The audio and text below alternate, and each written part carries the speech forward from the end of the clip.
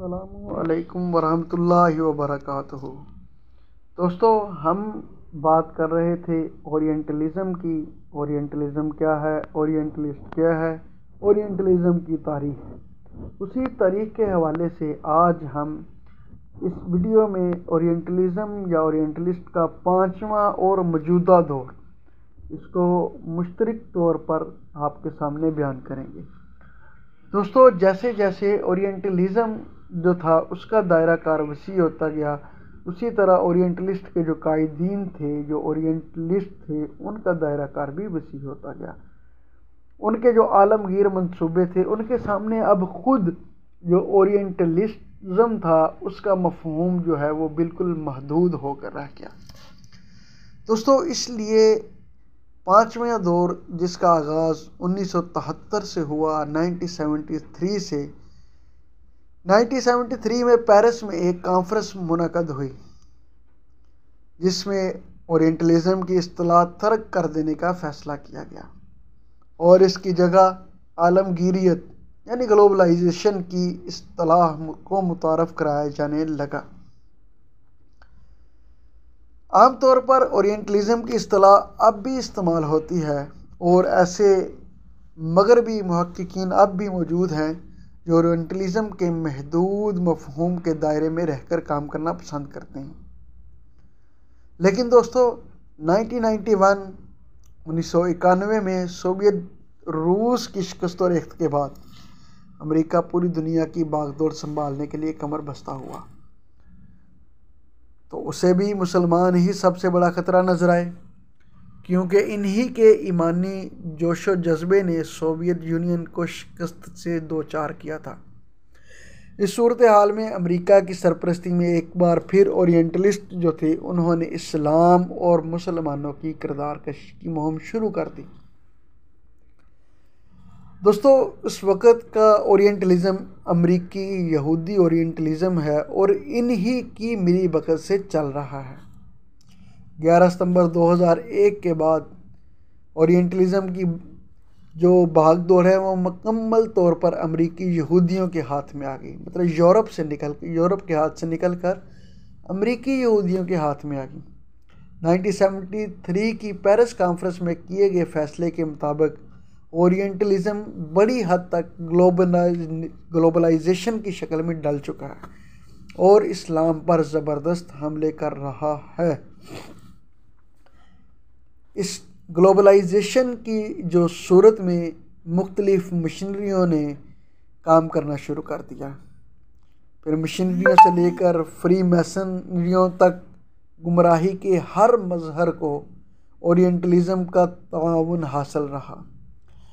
دور حاضر کے اورینٹلسٹ پختہ فکر مسلمانوں کو بنیاد پرست، جذبہ عمل رکھنے والے مومنوں کو انتہا پسند اور کفر کی بالادستی قبول نہ کرنے والوں کو دہشت گرد کا لقب دے چکے ہیں۔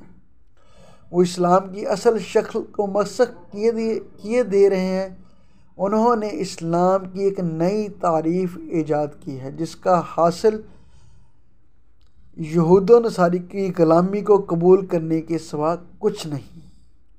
وہ صرف امریکہ اور اس کے اتحادیوں کی پالیسیوں سے مکمل اتفاق کرنے والوں کو مسلمان باور کرا رہے ہیں اور باقی مسلمانوں کو انسان کہلانے کا حق دینے کے لیے بھی تیار نہیں۔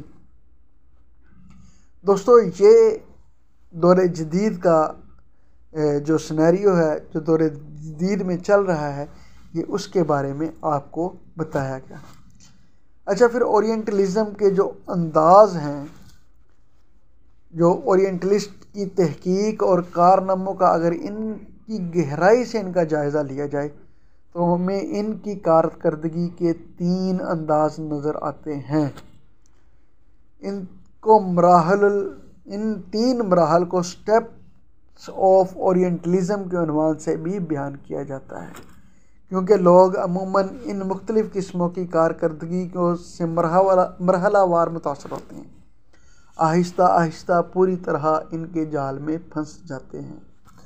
اچھا، ان 3 جو سٹیپس ہیں ان میں پہلا جو سٹیپ ہے ان کو انکشافات اور تحقیق کا نام دیا گیا ہے۔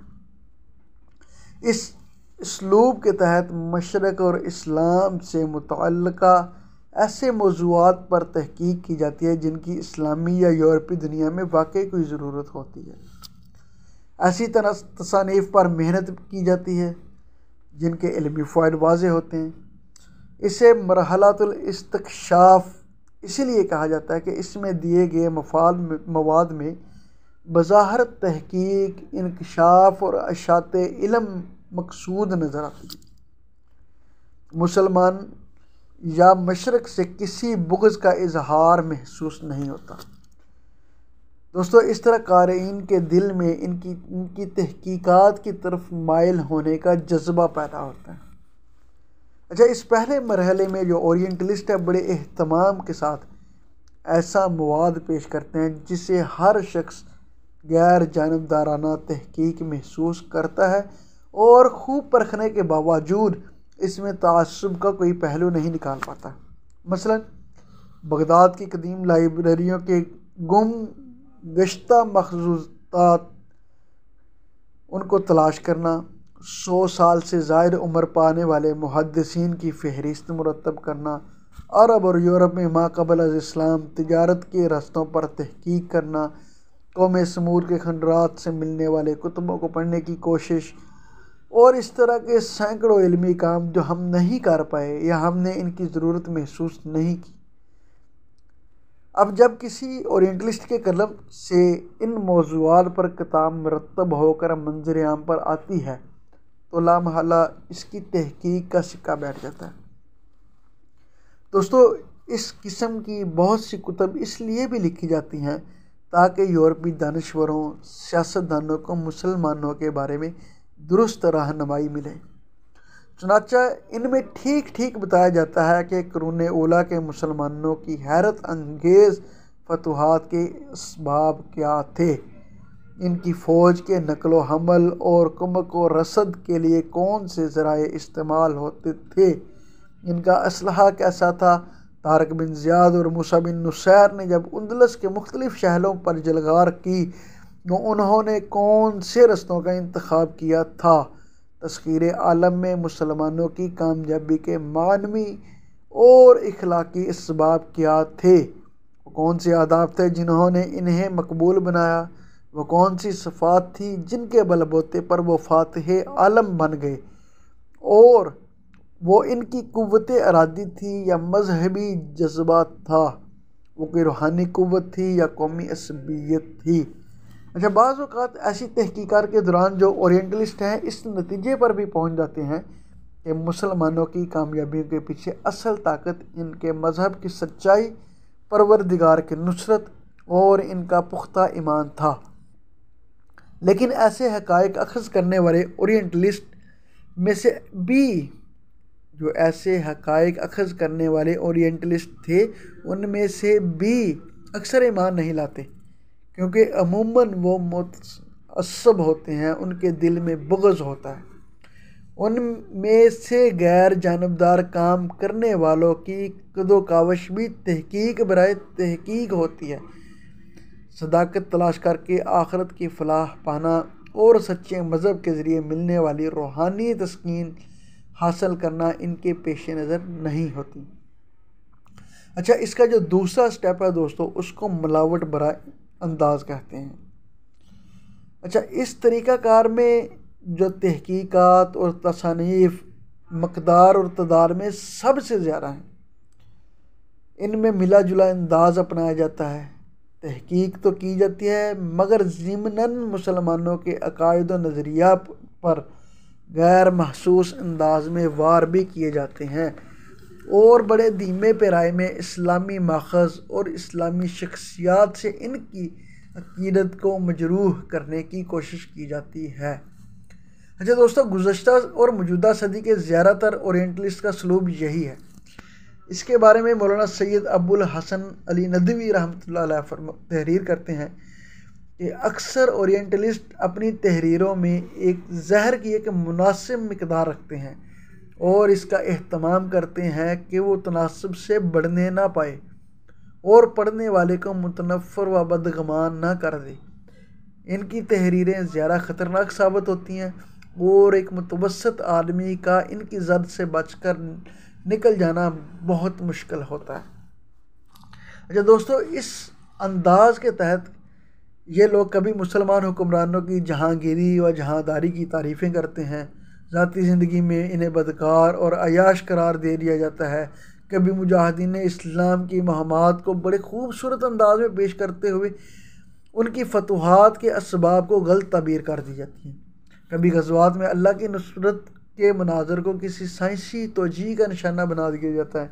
مثلاً روایات میں ہے کہ صحابہ کرام رضوان اللہ تعالیٰ علیہم اجمعین ایک غزوہ میں گئے اور اللہ اکبر کہا، جس سے شہر کی فصیلیں گر گئیں۔ تو اورینٹلسٹ یہاں تعویل کرتے ہیں کہ آواز کی فریکوینسی یا والیوم کی بلندی کے باعث فصیلیں کمزور ہو گئی یا ہل کر گر پڑی، جیسا کہ سپر سونک طیارے کے گزرنے سے دیواروں میں دراڑ پڑ جاتی ہے، گویا کہ امت کے ایمانی پہلو کو ایک مادی توجیہ میں چھپا دیا گیا۔ اچھا دوستو، اسلام کی کامیابیوں کی اکثر ایسی غلط توجیہات بیان کی جاتی ہیں جن سے پڑھنے والے کو یہ شبہ ہوتا ہے کہ قرون اولیٰ کے مسلمانوں کی کامیابیوں میں اسلام کے اللہ کے ہاں پسندیدہ ہونے کا کوئی دخل نہیں تھا، بلکہ یہ مسلمانوں کی سیاست و شجاعت کا کرشمہ تھا۔ اسی طرح مسلمانوں کے حکمرانی کی شان و شوکت بیان کرتے ہوئے وہ بے ساختہ انداز میں کہہ جاتے ہیں کہ اسلام تلوار کے زور پر پھیلا تھا، لوگوں کو زبردستی اسلام قبول کرنے پر مجبور کیا گیا تھا، حالانکہ اسلام میں ایسا تصور قطعاً نہیں ہے، مگر جو لوگ پہلی قسم کی کتاب پڑھ کر مستشرقین یعنی اورینٹلسٹوں کی علمی استدعا سے متاثر ہو چکے ہوتے ہیں، وہ اس سلو پائزن کو بلا تعمل نگل جاتے ہیں اور اسلامی فکر و نظر کے لحاظ سے انتشار خیالی کا شکار ہو جاتے ہیں۔ عموماً وہ بیشتر مسائل میں اسلاف اور پختہ فکر علماء کی آراء سے منحرف ہو جاتے ہیں، جیسے آج کل ہم کو یہ عام الفاظ میں سننے میں ملتا ہے کہ جو اسلام جو ہے وہ تلوار کے زور پہ نہیں پھیلا، اس طرح کے بہت سارے جملے جو وہ ہم کو سننے کو ملتے ہیں۔ اچھا دوستو، جو تیسرا اور سب سے سٹیپ ہے وہ واضح دشمنی کا انداز ہے۔ اس قسم کے لیے تیار کیے جانے والا مفاد اسلام سے اورینٹلسٹوں کی دشمنی کا کھلا جو ہے وہ اظہار کرتا ہے۔ اس مرحلے میں آ کر جو اورینٹلسٹ ہیں اسلامی عقائد اور شریعت محمدی پر حملے کرتے ہیں، بلکہ بعض اوقات رحمت للعالمین صلی اللہ علیہ وآلہ وسلم، اصحاب کرام اور شاعر اسلام کا مذاق تک اڑانے سے گریز نہیں کرتے، جیسا کہ آج کل آپ پچھلے گزشتہ کچھ سالوں سے دیکھ رہے ہیں۔ Holland, Scotland, Paris, France وغیرہ میں مختلف قسم کے ناروے وغیرہ میں یہ گستاخانہ خاکے شائع کرنے کی کوشش کرتے ہیں۔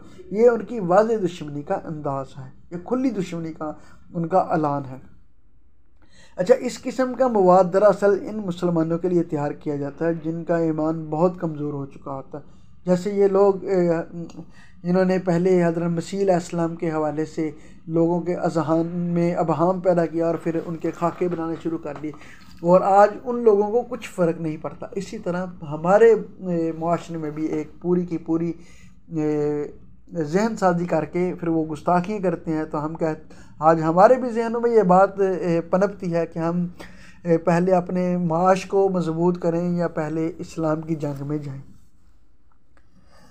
اچھا، باشعور مسلمان یقیناً اس تیز زہر کو محسوس کر لیتے ہیں، لیکن جو کم فہم لوگ پہلی اور دوسری قسم کی کتب پڑھ کر اورینٹلسٹ کی اندھی عقیدت میں مبتلا ہو چکے ہوتے ہیں وہ ان خرافات کو بھی قبول کر لیتے ہیں۔